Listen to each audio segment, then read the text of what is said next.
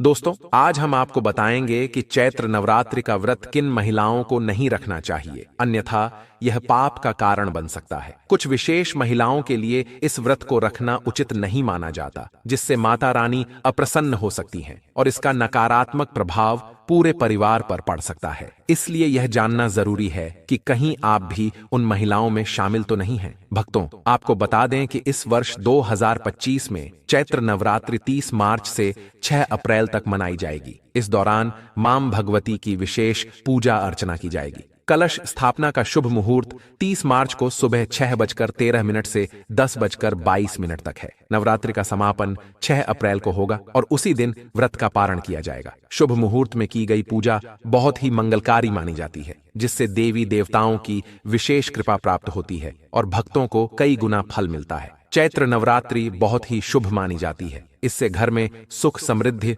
धन वैभव और शांति आती है तथा दरिद्रता का नाश होता है। माता रानी की कृपा से परिवार में खुशहाली बनी रहती है। हिंदू धर्म में यह व्रत बहुत महत्वपूर्ण माना जाता है, जिसे महिलाएं और पुरुष श्रद्धा और भक्ति के साथ रखते हैं। लेकिन क्या आप जानते हैं कि कुछ महिलाएं ऐसी होती हैं जिन्हें यह व्रत नहीं रखना चाहिए?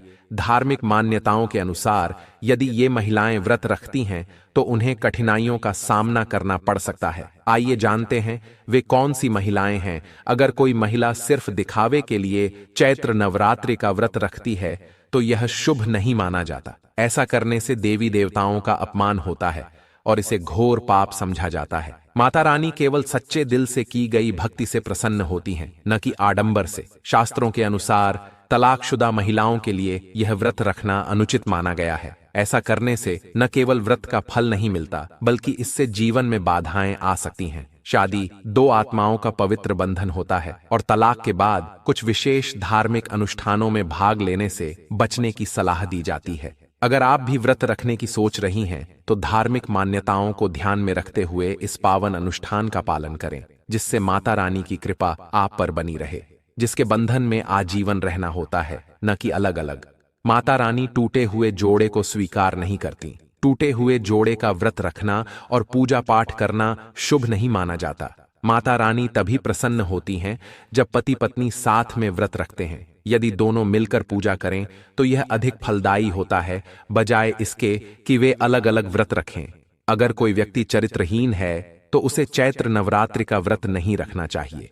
यह बात महिलाओं और पुरुषों दोनों पर लागू होती है। जब किसी व्यक्ति की सोच और आचरण अशुद्ध हो जाते हैं तो उसकी पूजा सफल नहीं हो सकती।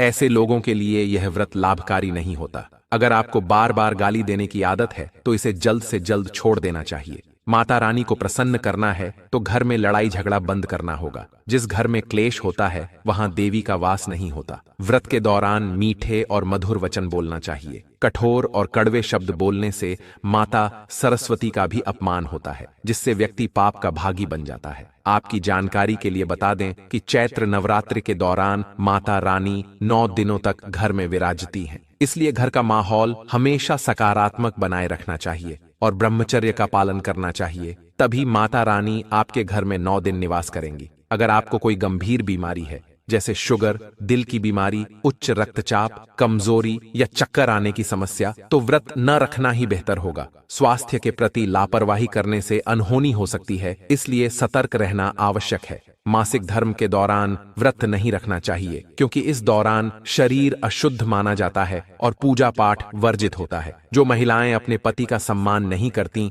उन्हें यह व्रत नहीं रखना चाहिए। माता दुर्गा ऐसी महिलाओं की पूजा स्वीकार नहीं करती और यह घोर पाप माना जाता है। चैत्र नवरात्रि बस कुछ ही दिनों में आने वाली है। 30 मार्च से नवरात्रि प्रारंभ हो जाएगी। हम आपको एक ऐसी चीज के बारे में बताएंगे जिसे घर में लाने से सकारात्मक ऊर्जा का वास होता है और धन समृद्धि बढ़ती है। इस वस्तु को घर में रखने से माता रानी प्रसन्न होती हैं और घर में सुख शांति बनी रहती है। चैत्र नवरात्रि के दौरान 16 श्रृंगार का सामान घर में लाना बहुत शुभ माना जाता है। इसे घर के मंदिर में रखने से जन्म जन्मांतर की गरीबी मिट जाती है और माता दुर्गा की कृपा सदैव बनी रहती है।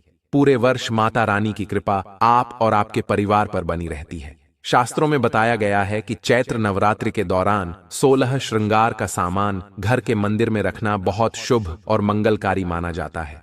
यदि आप अपने घर में माता रानी का आसन स्थापित कर रहे हैं तो वहां 16 श्रृंगार का सामान अवश्य रखें। ऐसा करने से माता दुर्गा की कृपा हमेशा बनी रहती है। अब जानते हैं कुछ ऐसी चीजों के बारे में जिन्हें चैत्र नवरात्रि में घर लाना शुभ होता है। सोना, चांदी या तांबे के सिक्के घर के मंदिर में रखना बहुत शुभ माना जाता है। शास्त्रों के अनुसार इन धातुओं से बनी चीजों को नवरात्रि के 9 दिनों तक मंदिर में रखने से इसका फल कई गुना बढ़ जाता है। इसलिए माता रानी की कृपा पाने के लिए सोने, चांदी या तांबे के सिक्के मंदिर में जरूर रखें। इससे देवी बहुत प्रसन्न होती हैं। शंख और गंगाजल का सनातन धर्म में बहुत बड़ा महत्व है। शास्त्रों के अनुसार जिस घर के मंदिर में शंख नहीं होता वहां देवी देवताओं का वास नहीं होता। नियमित रूप से शंख बजाने से सकारात्मक ऊर्जा प्राप्त होती है और नकारात्मकता दूर होती है। इससे धन की देवी मां लक्ष्मी भी प्रसन्न होती हैं। इसके साथ ही जिस घर के मंदिर में गंगा जल नहीं होता वह अपवित्र माना जाता है। यदि गंगा जल उपलब्ध न हो तो किसी तीर्थ स्थल का पवित्र जल लाकर मंदिर में रखें। मोर पंख को मां सरस्वती का प्रिय माना जाता है। चैत्र नवरात्र के दौरान इसे घर के मंदिर में रखने से कई लाभ होते हैं। विशेष रूप से नवरात्रि में मोर पंख रखने से मां दुर्गा प्रसन्न होती हैं और घर में सकारात्मक ऊर्जा का संचार होता है। अब बात करते हैं उन चीजों की जो नवरात्रि में माता रानी को अर्पित नहीं करनी चाहिए। नारियल को हिंदू धर्म में सुख, समृद्धि, धन, श्रद्धा और सम्मान का प्रतीक माना जाता है। इसे श्रीफल भी कहा जाता है और हर शुभ कार्य में इसका विशेष महत्व होता है। माता रानी के पूजन में भी नारियल का उपयोग किया जाता है, विशेष रूप से कलश स्थापना में। लेकिन नारियल के सही प्रकार का चयन करना जरूरी है। पूजन में हमेशा पानी वाला या रेशों वाला नारियल ही अर्पित करें। कलश स्थापना के लिए साबुत नारियल का उपयोग करना चाहिए। नारियल कभी लटका हुआ या टूटा हुआ नहीं होना चाहिए, क्योंकि साबुत नारियल ही पूर्णता और पवित्रता का प्रतीक होता है। यह सुख समृद्धि का प्रतीक माना जाता है और इसे श्रीफल कहा जाता है, जो माता लक्ष्मी का प्रतीक होता है। चैत्र नवरात्रि में माता रानी के कलश की स्थापना करते समय रेशेदार और पानी वाला नारियल ही कलश पर स्थापित करना चाहिए। साथ ही यह ध्यान रखना जरूरी है कि नारियल को हमेशा कलश के ऊपर लेटाकर रखना चाहिए। घट स्थापना के समय नारियल को खड़ा करके नहीं रखा जाता। नारियल को लाल कपड़े में लपेटकर ही कलश पर स्थापित करना चाहिए। शास्त्रों के अनुसार जब नारियल को सही तरीके से रखा जाता है तभी व्रत और पूजन का पूरा फल प्राप्त होता है। महिलाएं माता रानी को नारियल अर्पित कर सकती हैं, लेकिन उन्हें नारियल तोड़ना नहीं चाहिए। शास्त्रों के अनुसार नारियल बीज रूप होता है और महिलाओं का शरीर भी सृजन का आधार होता है। इसलिए महिलाओं को नारियल तोड़ने से बचना चाहिए। अब बात करते हैं कुछ और पूजन संबंधी बातों की। माता रानी की पूजा में लौंग का विशेष महत्व होता है, लेकिन कई बार लोग इसमें गलती कर बैठते हैं। माता रानी को लौंग अर्पित करते समय उसमें घी भी चढ़ाना चाहिए। ऐसा करने से देवी बहुत प्रसन्न होती हैं और भक्तों को विशेष आशीर्वाद मिलता है। चैत्र नवरात्रि में माता रानी को तुलसी के पत्ते अर्पित नहीं करने चाहिए। शास्त्रों के अनुसार मां दुर्गा की पूजा में तुलसी पत्र का प्रयोग वर्जित है। तुलसी पत्र भगवान विष्णु और गणेश जी को अर्पित किए जा सकते हैं, लेकिन माता रानी को नहीं। इसके अलावा सफेद फूल भी माता रानी को अर्पित नहीं करने चाहिए।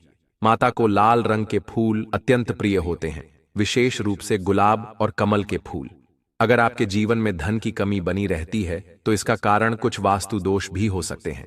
वास्तु शास्त्र के अनुसार घर में थोड़ी सी भी वास्तु संबंधी त्रुटि जीवन पर गहरा प्रभाव डाल सकती है। कई बार अचानक धन की हानि होती है, काम बिगड़ने लगते हैं या परिवार का कोई सदस्य बार बार बीमार पड़ने लगता है। अगर आप बहुत मेहनत करने के बावजूद भी आर्थिक समृद्धि नहीं प्राप्त कर पा रहे हैं तो इसका कारण घर में मौजूद कुछ वास्तु दोष हो सकते हैं। इन दोषों को ठीक करने से घर में सकारात्मक ऊर्जा का संचार होता है और आर्थिक स्थिति मजबूत होती है। अगर आप घर में वास्तु से जुड़ी कुछ गलतियां कर रहे हैं तो इससे आपको कई परेशानियां हो सकती हैं। इससे घर में दरिद्रता आ सकती है और आप आर्थिक तंगी का शिकार हो सकते हैं। इसलिए आपको तुरंत नीचे दी गई वास्तु टिप्स को अपनाना चाहिए। लेकिन उससे पहले यदि आप चाहते हैं कि माता लक्ष्मी का आशीर्वाद आप पर बना रहे तो वीडियो को लाइक करें, चैनल और कमेंट बॉक्स में जय लक्ष्मी माता, जय मां दुर्गा जरूर लिखें। इससे माता रानी की कृपा आप और आपके परिवार पर बनी रहेगी। अब जानते हैं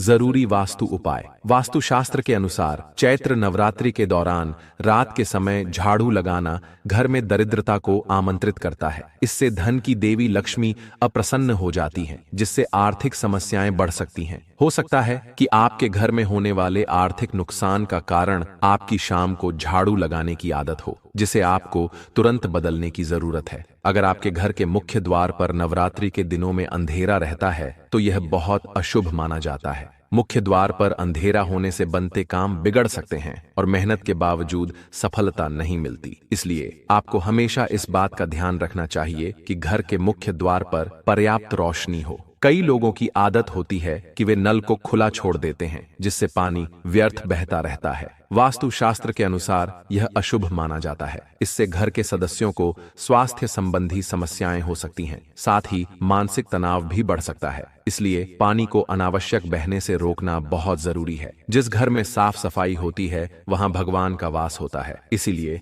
आपको अपने घर को हमेशा साफ सुथरा रखना चाहिए। अगर आपका घर बिखरा रहता है और सामान इधर उधर फैला रहता है तो घर में लक्ष्मी जी की कृपा नहीं होती। इस कारण धन की हानि हो सकती है। इसलिए अपने घर को स्वच्छ और सुव्यवस्थित रखें ताकि सुख समृद्धि बनी रहे। हिंदू धर्म के अनुसार घर में नियमित रूप से पूजा करना बहुत जरूरी होता है। यह नकारात्मक ऊर्जा को दूर करता है और सकारात्मक ऊर्जा को बढ़ाता है। जिस घर में पूजा पाठ नहीं होता वहां धन की कमी बनी रहती है और घर के सदस्य कई परेशानियों का सामना कर सकते हैं। इसीलिए हर सुबह उठकर अपने घर के मंदिर में पूजा अवश्य करनी चाहिए। सबसे महत्वपूर्ण बात यह है कि घर के बाथरूम और टॉयलेट के दरवाजे को हमेशा बंद रखना चाहिए। ऐसा माना जाता है कि अगर बाथरूम और टॉयलेट के दरवाजे खुले रहते हैं तो इससे घर में नकारात्मक ऊर्जा फैलती है, जिससे आर्थिक स्थिति प्रभावित हो सकती है। इसलिए हमेशा इन दरवाजों को बंद रखने की आदत डालें ताकि घर में सकारात्मकता बनी रहे और धन समृद्धि में वृद्धि हो। नंबर 7, चैत्र नवरात्रि के दौरान मुख्य द्वार पर तलवार या चाकू लगाने से बचना चाहिए। ऐसा करने से परिवार के सदस्यों के बीच संघर्ष और तनाव बढ़ सकता है।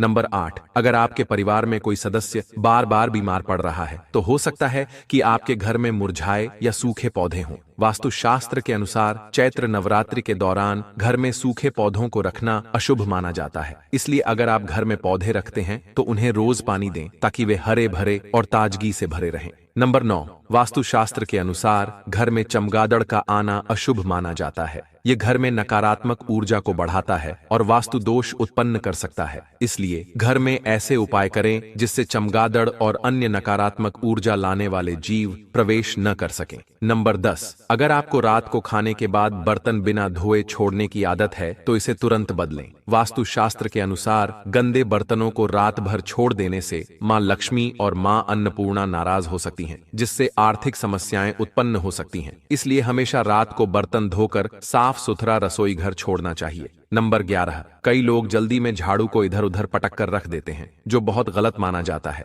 झाड़ू को मां लक्ष्मी का स्वरूप माना जाता है और इसका अपमान करने से धन की हानि हो सकती है। इसलिए झाड़ू को हमेशा आदर पूर्वक रखना चाहिए और इसे इस तरह से रखना चाहिए कि यह बाहर से आने वाले लोगों को न दिखे। नंबर 12, कुछ लोगों की आदत होती है कि नहाने के बाद वे बाथरूम को गंदा छोड़ देते हैं, जिससे साबुन का पानी और गंदगी पड़ी रहती है। ऐसा करना वास्तुशास्त्र के अनुसार अशुभ माना जाता है। जब भी आप नहाकर बाहर निकलें तो बाथरूम को साफ करके ही बाहर आएं। ऐसा न करने से माना जाता है कि वरुण देवता नाराज हो जाते हैं, जिससे धन की हानि हो सकती है। नंबर 13, हिंदू धर्म में तुलसी के पौधे को अत्यंत पवित्र माना गया है और भगवान विष्णु की पूजा बिना तुलसी के पूर्ण नहीं मानी जाती। यदि आप चाहते हैं कि आपके घर में धन समृद्धि बनी रहे और कभी पैसों की कमी न हो तो चैत्र नवरात्रि के दिनों में शाम के समय तुलसी के पौधे को स्पर्श न करें। ऐसा करना अशुभ माना जाता है और इससे मां लक्ष्मी अप्रसन्न हो सकती हैं। मान्यता है कि जिस घर में तुलसी के पौधे की पवित्रता का ध्यान नहीं रखा जाता वहां से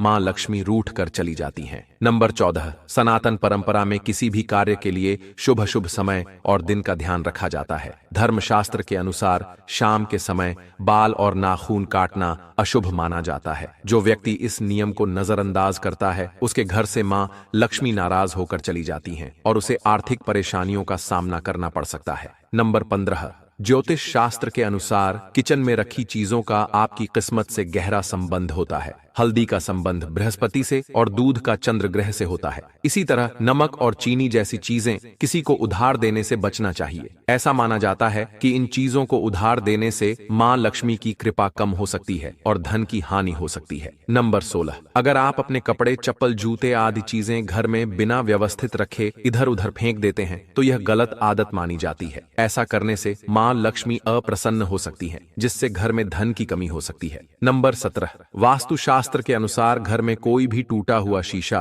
कांच या अन्य टूटी हुई वस्तु नहीं रखनी चाहिए। इससे घर में नकारात्मक ऊर्जा बढ़ती है और सकारात्मक ऊर्जा कम होने लगती है। नंबर 18, वास्तुशास्त्र के अनुसार घर में डस्टबिन रखने की सही दिशा होती है। इसे कहीं भी नहीं रखना चाहिए, विशेष रूप से घर के बाहर या प्रवेश द्वार पर रखने से बचना चाहिए। ऐसा करने से मां लक्ष्मी नाराज हो सकती हैं और आर्थिक स्थिति प्रभावित हो सकती है। नंबर 19, अगर आप बिस्तर पर बैठकर खाना खाते हैं तो यह बहुत गलत आदत मानी जाती है। वास्तुशास्त्र के अनुसार इससे मां लक्ष्मी और मां अन्नपूर्णा नाराज हो सकती हैं, जिससे घर की आर्थिक उन्नति रुक सकती है। नंबर 20, अगर आपको रात को खाना खाने के बाद बर्तन बिना धोए छोड़ने की आदत है तो इसे तुरंत बदलना चाहिए। वास्तुशास्त्र के अनुसार ऐसा करने से मां लक्ष्मी और मां अन्नपूर्णा नाराज हो सकती हैं, जिससे आपकी आर्थिक स्थिति पर बुरा असर पड़ सकता है। आपकी जानकारी के लिए बता दें कि नवरात्रि 9 दिनों का पर्व होता है जो मां दुर्गा को समर्पित होता है। इन 9 दिनों में मां दुर्गा आपके घर में विराजमान होती हैं, इसलिए हमें इन गलतियों से बचना चाहिए, नहीं तो मां दुर्गा अप्रसन्न होकर घर से चली जाती हैं, जिससे आर्थिक कठिनाइयों का सामना करना पड़ सकता है। इसलिए हमें नवरात्रि के दौरान इन कार्यों से बचना चाहिए। तो दोस्तों, यह थी वह जानकारी जिनका पालन करके हम मां लक्ष्मी और मां दुर्गा की कृपा प्राप्त कर सकते हैं। आपको यह जानकारी कैसी लगी हमें कमेंट बॉक्स में जरूर बताएं और सच्चे हृदय से लिखें। जय माता लक्ष्मी, जय मां दुर्गा। अगर आप मां दुर्गा को अपने घर में बुलाना चाहते हैं तो कमेंट में जरूर लिखें, मां दुर्गा आपका हमारे घर में स्वागत है। इससे मां दुर्गा आपके घर जरूर आएंगी और अपना आशीर्वाद प्रदान करेंगी। धन्यवाद।